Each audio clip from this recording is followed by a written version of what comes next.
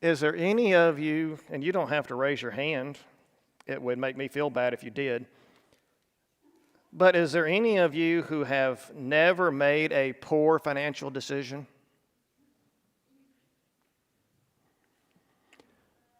When I was in junior high school in 4-H, I won as an award a savings bond. Mom and Dad didn't tell me about savings bonds.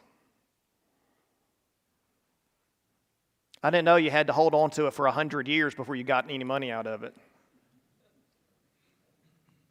I was in college and I had allowed myself to miss a meal at the cafeteria. And I was starving. And like Esau, I chose to sell my birthright. I don't remember the exact amount of money I got, but it was less than $20. The bank teller asked me, "Are you sure you want to cash it?" I wish she had been my mom and said, "You don't want to do this. Starve until the next meal, but don't cash in your savings bond." My dad gave the girls a couple of savings bonds apiece years ago, and I've stuck them in our firebox. I wrote on the outside when they mature, 2038. So you got to wait till 2038, but it will be $100 by then. It'll be worth $75, but you'll get $100 out of it. But I didn't learn my lesson about wise money management at that point either. My first trip out of the country in 1992, I was 21 years old. It was a mission trip. I spent a month in Austria, Vienna, Austria. Wasn't paying attention to the money leaving my pocket. Now I didn't have a credit card, and that was the days before debit cards. My last meal in Austria was an ice cream cone, because that's all I could afford. That was Thursday night. Friday morning, I got on the plane. That was my first real meal in the last 12 hours, was airplane food. When I landed in the United States, I had a dime and a penny in my pocket. And I told myself at that point I would never let myself get that low again on money. So now whenever we go on vacation, we always bring money back, because I am not going to be caught unprepared. An interviewer asked a professional golfer one time what his the best advice he had ever received. He expected reference to some technique or some discipline that he had been taught or trained in with his sport, but the golfer answered him, the book of Proverbs. The book of Proverbs shows that wisdom is not confined to any one field. And wisdom transcends time, languages, cultures, because humans don't change. So the wisdom that God has revealed through Solomon in the book of Proverbs was good wisdom for Israel 3,000 years ago, and it's good wisdom for us today. At the heart of his teaching is chapter 3 and verse 9. Find in your copy of God's Word, Proverbs, chapter 3 and verse 9. This is not, most of the verses we're going to read tonight, we're not going to read a whole lot from Proverbs, but most of the passages we'll read will be coming from Proverbs. Chapter 3 and verse 9.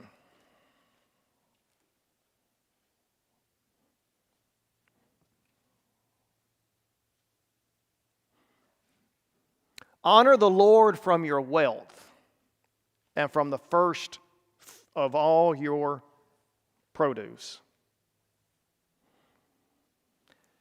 That verse captures the essence of what it means to be a follower of God, what it means to be a Christian, obviously, in the New Testament times. Put God at the center. that mentality, that priority shapes everything else you do. Your attitudes, your values, the direction of your life. And when we properly understand that, then it provides framework for the rest of our decisions, and it provides clarity and stability for the rest of our lives if we put God first. I have read more than one article about how Americans live paycheck to paycheck, and it does not matter how big your paycheck is. People can make six figures and still not be able to control their money. Because it doesn't matter how much money you have if you can't control what you do have. If you can't control the income and the outgo. And our society lives with a great deal of financial anxiety. Haven't you been looking at the stock market lately? You notice what the economy is doing at the gas pump. This is the first time it cost $52 to fill up my car in several years. Financial stress affects our relationships, it affects our productivity, it affects our relationship with God, it affects our emotional well-being. So we've got to be financially stable. The widespread struggle reveals a deeper issue, that there is a disconnect between our beliefs and our practice.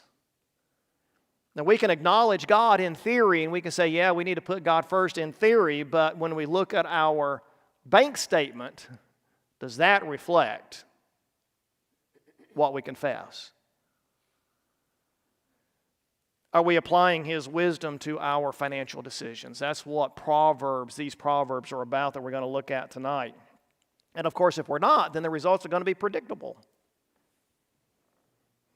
Overspending, not planning, getting to the end of your paycheck and not knowing where the money went. What'd you spend your money on? I don't know. Now, speaking from personal experience, I think when we fill out a budget, we should have a line item on the budget that is just for blowing money, just wasting. Whatever you want. If you want a Coke, there's your line item. But most everything else needs to have a name to it so we can know where it goes. Scripture is giving us guidance. God, through the Scriptures, is giving us guidance. And the Scriptures, of course, speak extensively about money, about material possessions, because God designed us this way. God designed us in a physical world with physical bodies with physical needs. God created the whole concept of wealth. It was all created by God. And it has the capacity to shape our desires and our decisions. And money, of course, reveals truly what matters most to us. And so learning to handle money wisely is not optional for those of us who want to live a mature Christian life. Turn to 1 Kings chapter 10. We're going to talk about Solomon, so let's go back and look at what Solomon is, the experiences that Solomon is writing out of. 1 Kings chapter 10. We're just going to read a few verses here, 14 through 18, and then verse 21. 1 Kings chapter 10, beginning in verse 14. The historian writes that the weight of gold which came into Solomon in 1 year was 666 talents of gold. Now, by the time you get to the New Testament times, a talent was worth 15 years' salary. 1 talent, 15 years. So multiply 666 times 15. That's an awesome amount of gold that was coming into Solomon in 1 year. Besides that, from the traders and the wares of the merchants and all the kings of the Arabs and the governors of the country, King Solomon made 200 large shields of beaten gold, using 600 shekels of gold on each large shield. You don't cover military equipment with gold, unless you're King Solomon. He made 300 shields of beaten gold, using 3 minas of gold on each shield, and the king put them in the house of the forest of Lebanon. Moreover, the king made a great throne of ivory and overlaid it with refined gold. 6 steps on the throne, a round top to the throne to its rear, and arms on each side of the seat, the lion standing beside the arms. So the king became greater than all the kings of the earth. Verse 21. All King Solomon's drinking vessels were of gold, and all the vessels of the house of the forest of Lebanon were of pure gold. None was of silver. It was not considered valuable in the days of Solomon. Nothing was made out of silver because silver wasn't worth anything. It's all gold. There was one occasion when Rachel and I wound up having to spend the night in what was called the President's Hotel in Romania. I won't go into the longer story, but we didn't have a place to stay, so we're driving out of the Romanian city looking for a hotel. We come to the President's Hotel. At that particular point, it was the most money I'd ever spent on one night in a hotel. It was over 100 euros for a night, but we didn't have a choice. But gold was everywhere. We said, well, that's why they call it the President's Hotel. It was gold-plated, but Solomon's kingdom was covered in gold, and he stands as a uniquely qualified voice to tell us, to share wisdom with us on how to use our money. And so he writes Proverbs, he writes Ecclesiastes, and we're going to read one text from Ecclesiastes chapter 5 in just a little bit, and of course he wrote the Song of Solomon. So Solomon is not only guided by the Holy Spirit, but he's also got personal experience. And so he's sharing this wisdom with us, and it gives us counsel at a level of authority and reliability that surpasses modern advisors. I mean, Dave Ramsey is very popular, but he's not inspired. Now, he does apply principles from the Bible. The principles are inspired. But a lot of those principles, of course, come from King Solomon. Now, one of the important truths to grasp is that money is not inherently good or bad. Just like the internet, it's not inherently good or bad. It's how you use it. So money is not good or bad. It depends on how you use it. Turn over to Proverbs 10 and verse 22. Money is a blessing because we've got to have it, but it's a tool. And we can use it either wisely or we can use it foolishly. The problems don't arise from the money itself, but from our attitudes and our behaviors relative to money. So Proverbs 10 and verse 22. The wise man tells us it is the blessing of the Lord that makes rich, and he has no sorrow to it. So God, of course, never calls anybody to be poor. He doesn't call people to take some vow of poverty and you have to live in poverty. God never does that, never has done it.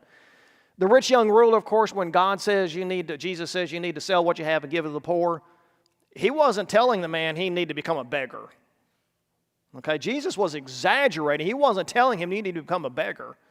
What he was doing was telling him you need to get your material possessions out from between you and God. That was his problem. But Jesus wasn't telling him he needed to start begging. Wealth is a tool. Wealth is a blessing, Solomon here says. And so Solomon is giving us a balanced view. On one hand, wealth is described as a blessing. And on the other hand, wealth can also be a potential danger. And we have to understand both aspects in order to have a healthy and a faithful approach to the financial blessings that God has given us. We looked at this text in our Bible class this morning. We studied from Amos. Turn over to Deuteronomy chapter 8. I've got verses 16 through 20 on the screen, but I just want to read verses 17 and 18. Now, this is God telling Israel, God tells Israel, you're getting this promised land because I promised it to Abraham, Isaac, and Jacob, and you do not deserve it. Do not think when you get into the promised land that it's because you're righteous that I'm giving it to you, because you're not. And by the time we get to chapter 8, God has reminded Israel over and over and over again that they are rebellious and they are disobedient and they are awful people when it comes to staying faithful to God. He says, you're getting the promised land because I've got a promise to fulfill. Having said all of that, read verses 17 and 18 with me.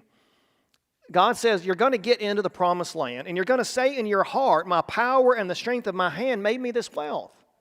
But you shall remember the Lord your God, for it is He who is giving you power to make wealth, that He may confirm His covenant, which He swore to your fathers, as it is this day. Obviously, that's a principle that is universal. God is the one that gives us the power to make the wealth, whether it is physical abilities or mental abilities. You get paid for what you know or what you can do. So God's telling Israel, I'm the one that has given you these blessings. I'm the one that's given you this power to make wealth. So wealth is a gift from God. It's part of His provisions to take care of our own needs. And we need to receive that wealth with gratitude and use it responsibly because it can bring benefit and it brings stability. We have the ability to meet our needs. We have the ability to support our family. And, of course, to contribute to others and help them in their needs. And that reflects God's goodness. God has been good to me, and so I'm going to be good to you. Financial resources provide protection from hardships and enable acts of generosity that reflect the character of God. If we were to go through and look at the financial principles in the Bible, I remind you of Joseph in Egypt. Remember, Joseph told Pharaoh there's going to be 7 years of famine, 7 years of plenty, and then 7 years of famine. During the 7 years of plenty, remember how the percentage that Joseph set aside of the seed? What was his rainy day fund? See, this wisdom that Joseph shared with Pharaoh was not Joseph's wisdom. It was wisdom given to him by God. God told Joseph, you set aside 20%. There's your rainy day fund. You want to talk about financial principles that God gives in the Bible? There's your rainy day fund. Set aside 20%. Where would our country be if we had a 20% rainy day fund in the federal government? We ought to have a 20% rainy day fund in our personal finances. That's God's pattern. That's what God told Joseph to do. But this blessing, of course, also comes with responsibilities. Wealth is not given merely for our personal indulgence. Now, I'm going to talk about from Ecclesiastes, God says, enjoy what I give you. We're going to get to that point. But our wealth is not primarily for us to engage in self-indulgence. It's entrusted to us to be stewards with the expectation that it will be used in ways to honor God and serve others. Have you got Proverbs 21:20 open there? Proverbs chapter 21 and verse 20.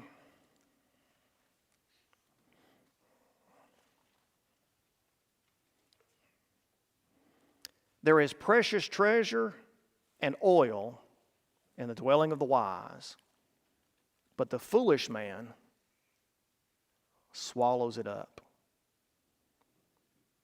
You know what Solomon is saying? Don't spend every dime you make. When I was a kid and I got an allowance, you know, when you're a kid, what do you want to do with your allowance? You want to blow it. You want to spend it, whatever it is. And my dad would say, son, that money is burning a hole in your pocket. That's what Dad would say. My dad was very wise with his money. It took me a long time to come around to his wisdom. Solomon says, don't spend everything you make. You've got to have money set aside. Just in the last 48 hours, the house that we bought when we moved here to Swartz Creek turned 20 years old this year. You know what you have to start doing to a house that's 20 years old? replacing everything from top to bottom. The roof, the siding, the windows, the carpet, everything's got to be replaced. And that stuff ain't cheap. Rule of thumb, don't invest more than 30% of the value of the house in renovations. So you got to set aside money. You know it's coming. You know it's got to be done. Solomon says you got to set aside money. Point number 2, wealth can become a source of temptation. Again, this morning in our Bible class, when we're talking about Amos the prophet, he preached during the days of Azariah, King Azariah of Judah. Azariah was a good king. He was faithful to God. And the historian writes that as long as he was seeking God, God made him prosper. So Azariah built up his military, the historian tells us. Azariah enlarged his kingdom, so he's experiencing material prosperity. He's experiencing military success. And verse 15 of 2 Chronicles chapter 26 says that Azariah's popularity was spreading all over the place. Everybody was bragging on how wise and what a good king Azariah was. But verse 16 says that when Azariah became strong, he became full of pride. And he thought that because he was successful in business, then he had the right to go offer incense. But he was not from the tribe of Levi. He was from the tribe of Judah. He didn't have authority to offer incense. And so God struck him with leprosy until the day he died. Because there is danger in getting wealthy. The danger in getting wealthy is, I've done it myself, I don't need God. The danger in wealth is, whatever I'm doing right now, like King Azariah, means that God is pleased with what I'm doing. And that's not necessarily the case. It has the power to shift our trust away from God and onto material possessions and success, and it fosters self-sufficiency and a false sense of control that we are in control of our lives. And if that is the ultimate goal, material success is the ultimate goal, then we're going to wind up dissatisfied. And so Scripture calls us for vigilance, especially when it comes to material possessions. So we go back to Proverbs chapter 3 and verse 9, where Solomon gives us that principle that is both simple and challenging. Honor God first. In an agricultural society like Israel, then that meant offering the first portion of your crops, the harvest, to God before you get to eat any of the rest of it. I mean, this is the food that you're living on. You've got to feed your children. And God says, you give to me first. Where is your trust? Where's your trust when you have to give to God the first of your harvest? It's an act of faith, acknowledging that everything belongs to God. And of course, that's very relevant because honoring God today with the first fruits means we prioritize Him in our financial decisions. When the contribution plate comes around, we're not looking into our wallet to decide which one of those bills am I going to give to God. We've already decided that before we get to worship because we're prioritizing God in our lives because that reflects trust. And that approach runs counterintuitive. It's counterintuitive. Human tendency is to secure personal needs first. If I don't look out for me, nobody else will. I'll give to God whatever's left over because it's not what I need to live on. But that's not what God calls us to do. The model in the Bible reverses that order and makes us place God at the center rather than on the margins. Because our relationship with God is just that. It is a relationship. For those of us who are married, what if we treated our spouse as if they're on the margins of our lives? Where would that relationship end up? It wouldn't last very long, would it? And yet sometimes we treat God in the same way. So Solomon repeatedly emphasizes through the book of Proverbs, and 1 year in the not too distant future, we're going to preach through Proverbs. One sermon from each chapter. I'm not going to do it thematically. We tend to want to study Proverbs thematically. Let's look at all the verses that have to do with communication, and all the verses that have to do with parenting, and all the verses that have to do with money. But that's not how Solomon wrote Proverbs. Because tomorrow, I will have to put into practice the wisdom that Solomon gave us with communication in a single day, right? And parenting and money. You have to put in all these different kinds of wisdom all at one time. That's how Solomon wrote Proverbs. One key aspect of wisdom is the practice of saving, as I've already indicated. Rather than consuming everything immediately, the person who is wise then preserves resources for future needs. And that reflects foresight and responsibility, because we all know circumstances change.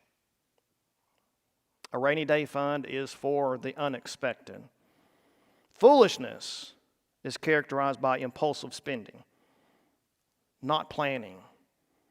And when you do that, you wind up wasting resources and missing opportunities, and you become vulnerable to whatever comes along. And that's that's impractical, and it's also not spiritually minded.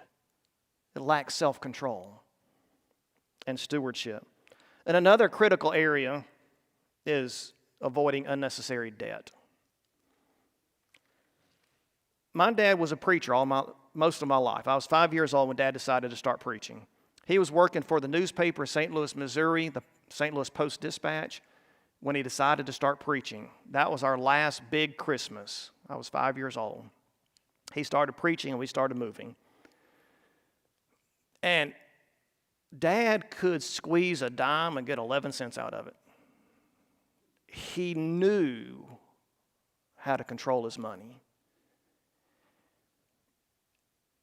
And every place we lived, so he's on a preacher's salary, which at that time was $500 a week with 4 kids.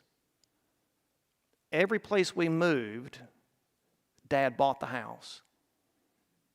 And then 2 years later, and I moved every 2 years on average, whenever we moved, Dad kept the house and then rented it. That's pretty smart. God bless Mom and Dad with good renters over the years. There was a woman who bought the house from him in Montgomery, Alabama, and they rented for 3 or 4 decades because they were good renters, and Dad kept the rent low enough to handle expenses, give a little bit of extra pocket change, and kept the same renter in the house for 4 decades. She wound up buying the house from him. At first, she asked if she could apply all of that rent she had paid to the purchase of the house. And Dad said, it don't work that way.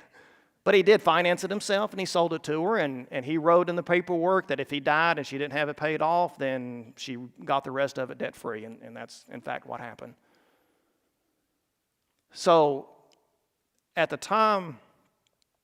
one time, Mom and Dad owned a house in Florida, Alabama, Georgia, North Carolina, and then another one in North Carolina that they lived in. So they rented out 4 houses in 4 states. Solomon tells us to look at Proverbs 22 and verse 7. Solomon tells us, stay out of debt.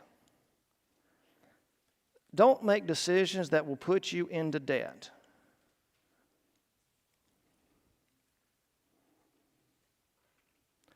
I look at advertisements for cars, and it'll say, you can drive this truck for $339 a month.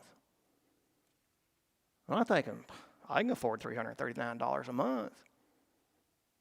You don't look at the APR. You don't look at how much you're going to ultimately pay for it when you get the car paid off in 6 years.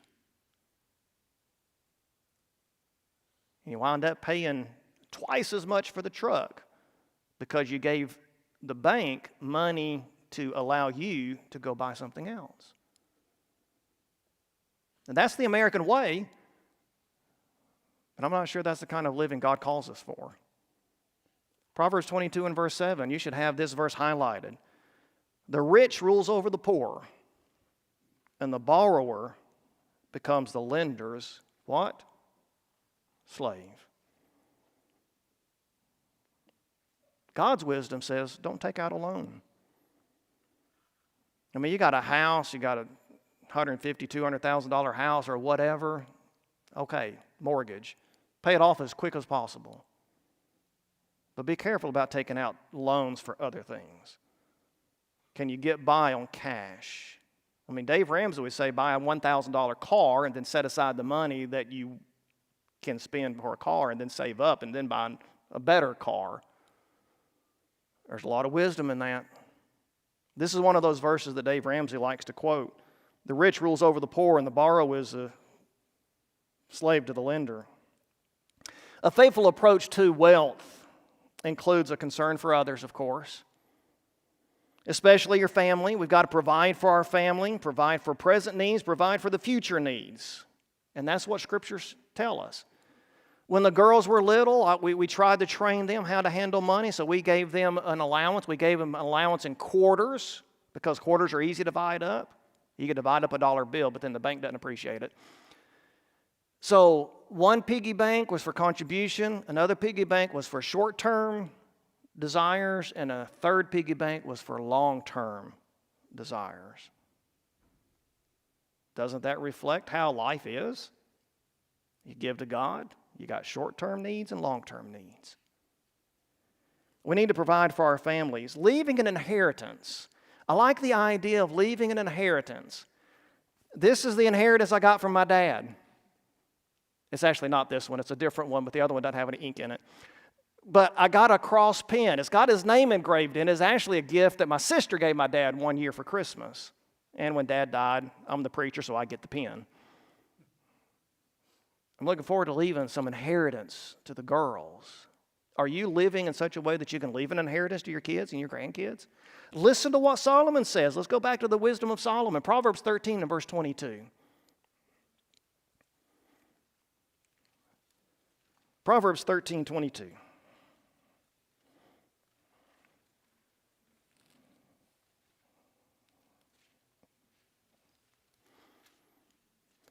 So I told you the last 48 hours, I'm thinking about what I've got to do to get this house ready. You know, I'm not retiring, but I know it's coming. And I don't want to have to replace a roof on the house when I'm 80 years old. I want Jewel and Anna, when Rachel and I are gone, I want Jewel and Anna to be able to take the keys to our house and take it to a real estate agent and say, this house is ready to move in. Everything is up to date. Here's the keys. Sell it and give us the money. And then they can go to Europe in Mom and Daddy's memory. Look at what Solomon says about leaving your children an inheritance. Do you think about it? Do you think about leaving your children an inheritance and your grandchildren? Solomon says a good man leaves an inheritance to his children's children. We're talking about the third generation. And the wealth of the sinner is stored up for the righteous. Oh, Solomon has so much wisdom to share with us about how we handle our finances. Let's look at the last point. Turn to Ecclesiastes chapter 5. Enjoying God's gifts. Because an often overlooked aspect of biblical teaching on wealth is God's encouragement to enjoy what He gives us. Again, He doesn't call anybody to live a life of poverty.